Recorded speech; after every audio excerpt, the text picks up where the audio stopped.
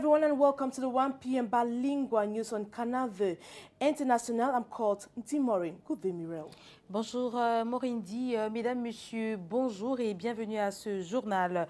Jean-Paul Akono, entre la vie et la mort, l'ancien entraîneur des Lions indomptables de football a rechuté il y a quelques jours. Il est interné à l'hôpital général de Yaoundé, attendant son évacuation pour l'étranger. The Tico Airport, after years of abandonment, might soon go operational. Transport Minister Professor Robert Kilim made the announcement yesterday while visiting the abandoned airport and the Douala International Airport. Those were the major headlines. Details in just a moment.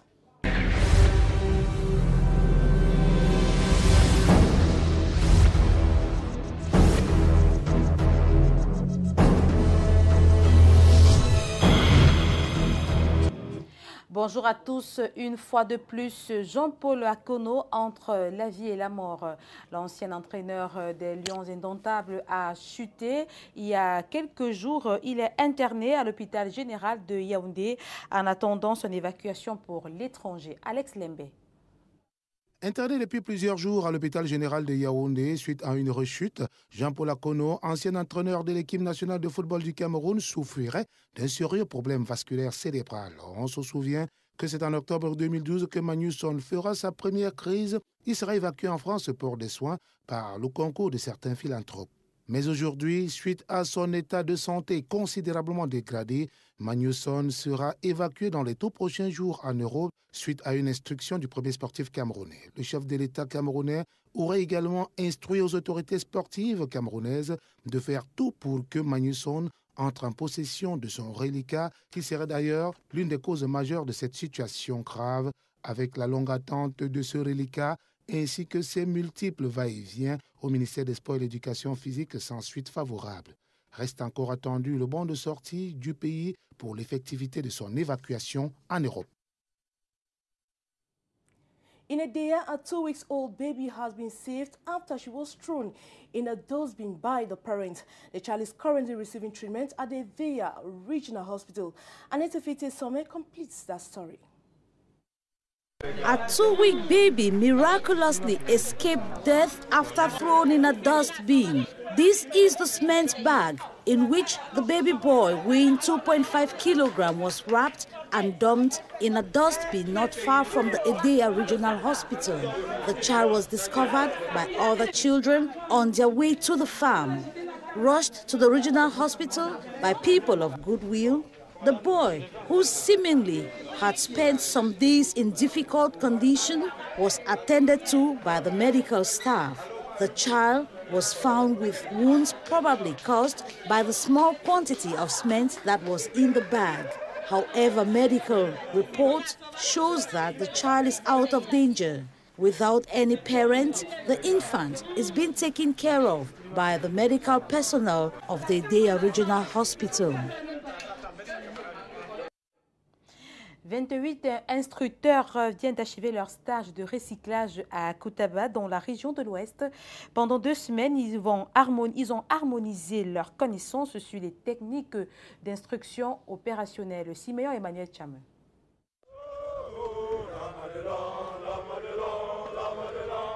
28 instructeurs, moniteurs et aides-moniteurs venant des centres des services généraux des forces de défense camerounaises viennent d'achever leur stage au BETAP, bataillon des troupes aéroportées de Koutaba. Du 13 au 29 janvier 2014, ces stagiaires ont remis à niveau leurs connaissances en matière de techniques d'instruction opérationnelle rapprochée, en abrégé TIOR. Durant notre séjour ici, on a beaucoup appris, on a amélioré les connaissances.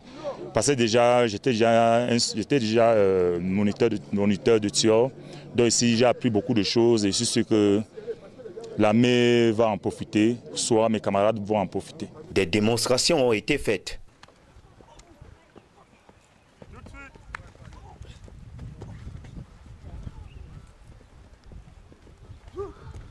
La remise des attestations était présidée par le colonel Mohamedou Ibrahim, chef d'état-major au commandant les écoles et centres d'instruction interarmées, représentant le général de division Philippe Paye, commandant les écoles et centres d'instruction interarmées. Ce stage avait pour but d'harmoniser les techniques d'enseignement dans tous les centres d'instruction. Tout le monde a pu obtenir son parchemin. Nous attendons maintenant simplement que l'application soit effective sur le terrain une fois partie. Les 28 participants sont désormais bien outillés pour se défendre et défendre le Cameroun en cas d'agression. We take you to the northwest region of Cameroon. Inhabitants are still in shock after seeing the corpse of a 92-year-old old man burned to ashes by bushfire. The corpse was discovered 40 days after he disappeared. Annie Collins, Annie reports from Amenda. 40 days after he disappeared, here is what remains of the 92-year-old Chair Stephen Tabifor of the Mankon royal family in Bamenda 2 subdivision. The charred body has been discovered on this hill about 2 kilometers from his house along the old road linking Mankon and Bafut on Sunday. It would appear dogs had already fed on the mortal remains before a bushfire burnt the rest, as bones could be seen littering about. I'm the first son of the Tabifor. No, it was a storekeeper. What he was doing, I don't know. Since then, that's what he was working as a storekeeper. He had mental problems since 1959 to 1960, up to this age. And then he stopped working. Since then, he stopped working. No, he left the house since on that 16 December 2013. We don't know. I don't know who brought him here. I think he worked by himself. I don't know. Since then, we have been looking for him. He's married. The late man is reported to have developed mental problems before retiring as a storekeeper in the 1960s.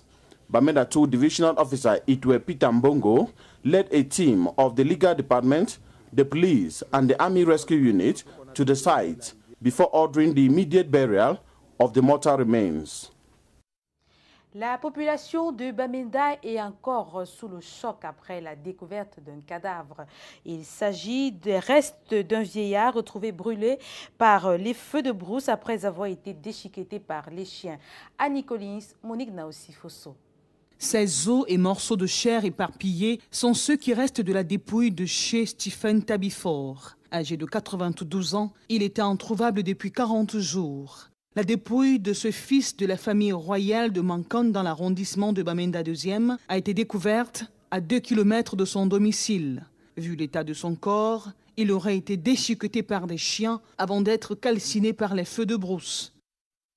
Selon le voisinage, ce boutiquier de profession présentait des troubles mentaux. Le sous-préfet de cet arrondissement, Peter Bongo, en compagnie de la police et de l'armée rendue sur les lieux, a ordonné l'inhumation immédiate. Excel 2014 is a new awards ceremony billed for next March 8. The initiative brought up by the Littoral Regional Delegation of Women Empowerment and the Family is intended to encourage women and encourage them and compensate them and enable them to grow in enterprises. Florence Chingla reports. The women of the Vuri division are now happy that their efforts made within their various associations and organizations to create activities will now be compensated and encouraged. This through an award ceremony launched this day by the Regional Delegation of Women Empowerment and Promotion of the Family in Douala, codenamed Excel 2014, to take place next March 8 on the occasion of the 22nd edition of the International Women's Day. Access to training, yes, and then we want to give them opportunities to create, to improve their knowledge. The initiative is aimed at ameliorating women's participation in enterprises, favoring and sensitizing on female entrepreneurship, and it tackles all recognized and legal groups and associations. The complete documents before the date will be received by the delegation, which at the divisional levels will be communicating on the criteria. It is aimed at making women autonomous economically. The awards, which are two of a kind, the first, the best project in female enterprises, and the second, the jury's prize for an enterprise that has existed for at least 3 to 4 years. In the ministry's plan of action, they will also be taught on how to manage their own projects. Le 8e objectif du millénaire pour le développement mise sur l'entrepreneuriat féminin. Dans cette logique, la délégation régionale pour le littoral de la promotion de la femme et de la famille vient de lancer le concours Femmes Excel 2014. Il s'agit d'encourager l'autonomie financière des femmes. Monique Naossi Fosso, Luther Ndiemo. Comment permettre à la jeunesse camerounaise? Concours Femmes Excel 2014, une initiative qui promeut l'autonomie financière des femmes. Les dossiers de candidature des organisations féminines sont attendus dans toutes les délégations du MINPROF dans le littoral. Et au soir du 8 mars, les 5 meilleurs groupes de femmes seront primés. Les femmes ont des idées ingénieuses. Les groupes de femmes sont généralement des creusets d'innovation. Et nous voulons donc encourager, faire valoir ces idées, ces femmes qui restent dans l'ombre parce qu'elles n'ont pas les moyens de se faire écouter, de pouvoir démontrer leur savoir-faire. Le 8e objectif du millénaire pour le développement mise sur l'entrepreneuriat féminin. Mais l'accès au financement constitue l'un des goulots d'étranglement pour ces dernières. Les banques classiques ont généralement des conditionnalités très difficiles pour cette femme. Voilà pourquoi elles font généralement recours aux microfinances qui sont beaucoup plus adaptées, où les conditionnalités sont beaucoup plus proches des aspirations des femmes. Et nous avons donc également des partenariats avec certaines microfinances qui vont former les femmes et leur donner toutes les facilités. Parce qu'il y a déjà ce problème, la peur du risque, la peur de s'engager vers un monde inconnu qui est celui du crédit. Plus de 50% de la population camerounaise est constituée de femmes, mais seulement elles se disent mises à l'écart. Non loin de ce concours Femmes Excel 2014, qui projette de récompenser les projets porteurs de développement, il y a des milliers de femmes qui ont encore besoin de formation, d'information et de renforcement de leurs capacités. Parlons de ce dîner de presse organisé à Douala pour encourager la formation d'un leadership jeune au Cameroun. La rencontre s'est tenue hier sous l'impulsion de la Cameroun Leadership Academy qui vise à identifier, former et valoriser les futurs leaders du Cameroun. Jean-Christian Akam, Victoire Sengue. Comment permettre à la jeunesse camerounaise de jouer un rôle significatif pour le progrès et l'émergence? L'Académie camerounaise de leadership propose, entre autres solutions, le renforcement et la valorisation des capacités des acteurs et des futurs décideurs. Chaque année, à partir de la première semaine de mars, nous avons un site web ouvert où les jeunes vont compétir. Il y a à peu près 10 questions, ces jeunes remplissent. L'année passée, on a eu 350 jeunes et on a choisi 100. Donc c'est sur la base du mérite, rien que du mérite. Et voilà, on continue à penser que les meilleurs leaders vont créer la meilleure société. Ce dîner de presse du 29 janvier à Douala a le mérite non seulement de dévoiler au grand jour les méthodes de formation des jeunes à l'esprit d'entreprise, à la responsabilité, mais aussi à l'éveil patriotique qui manque cruellement ces derniers temps. Le leader, c'est un serviteur, ce n'est pas un patron. Vous avez vu, il y a un journaliste qui posait la question de savoir, on attend des nominations, non. C'est pour ça qu'il y a des leaders qui sont nommés.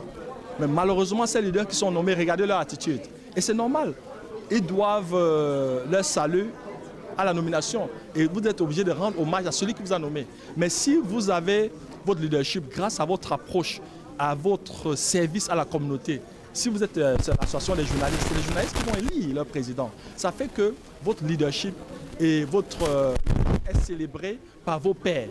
Au cours de cette présentation de circonstances, la Cameroun Leadership Academy encourage des rencontres d'échange entre jeunes Camerounais venus de tous les horizons afin que jaillisse ce dévouement, cette envie de servir et de mieux gérer son temps.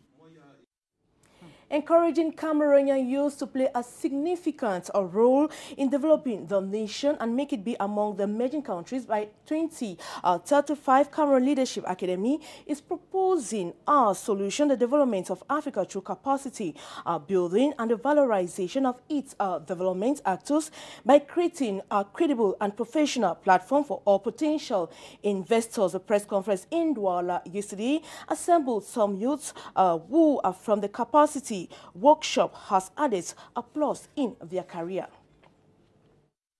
The chairman of Go Ahead Africa, Roland Kwemen, in the following excerpt, say it is time for youth to identify their talents and in brief major innovations. It's quite challenging, I have to be honest. But again, I asked them to revisit the history of humanity. There have always been challenges. There have always been problems. So let us be the solution. That's why you saw the video, the tree, the young guy who was 10 years old, who wanted to go to school, and a tree fell on the street. You see, the elders were like, oh, where is the mayor of this city? Where is the governor? And the young guy went to carry the tree. He decided to be the solution. So my advice to them is, let us not get discouraged. Let us be focused. Let us be organized, and let us focus on what unites us than what divides us. Because if we are united, we are becoming very strong. And again, let us also be patient. Let us be patient. There's every time for everything. There's a beginning, there's an end. The Tiko Airport, after years of abandonment, will soon go operational. The announcement is from the Minister of Transport, Professor Robben Kili, while effecting a visit to the Southwest region at the abandoned airport and the Douala International Airport that was yesterday. Annette Fete Sommer reports. Feasibility studies for the rehabilitation of the Tiko Airport have ended. In prelude to the reception of the studies next week, the Minister of Transport has visited the over 50 years old Tiko Airport to find out what can be done to make it fully operational and fit for commercial purposes. Accompanied by the Director of Cameroon Civil Aviation Authority, as Minister Kili went round, he noticed that infrastructure has been damaged with time. Right now, the Tiko Airport is being used by Crops and Plant Treatment Company, known by its French acronym as UTAVA for Government Agricultural Purposes. The minister has reiterated the need to rehabilitate this airport and create infrastructure to accommodate passengers. Responsibility given to Cameroon Civil Aviation Authority. In order to achieve this goal, the Cameroon Civil Aviation Authority is expected to send away all those who have acquired land around the Tiko Airport. Minister Nkili's visit to the Southwest region equally falls within the framework of preparations ahead of 50th anniversary celebration of Cameroon's reunification. 2 heliports constructed are now ready and can now receive 4 helicopters.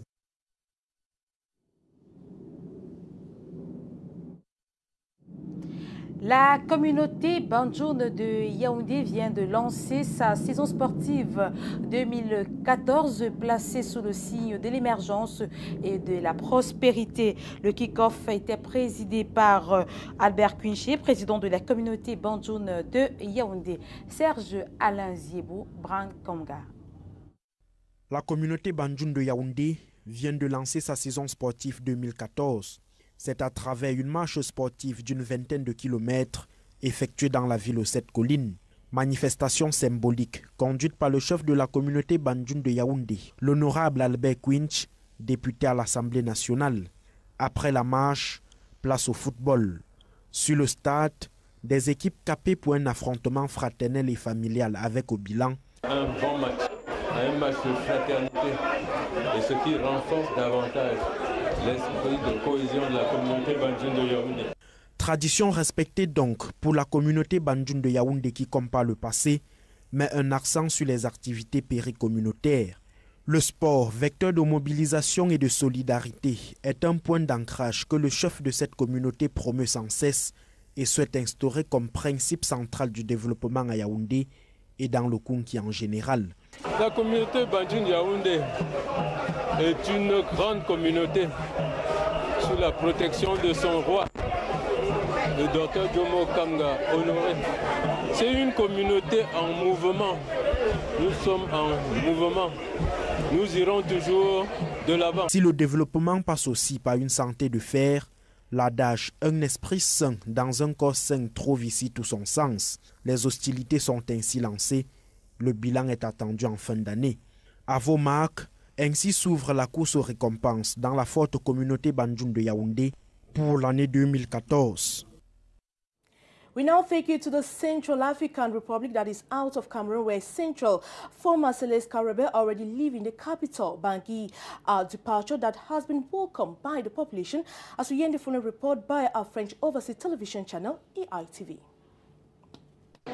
Surrounded by African Union troops and French tanks, 300 former Seleka rebels were evacuated from 2 camps in central Bangui. On one side of the road, a crowd joyfully followed the convoy, with ironic calls of goodbye to the rebels who terrorized them for a year.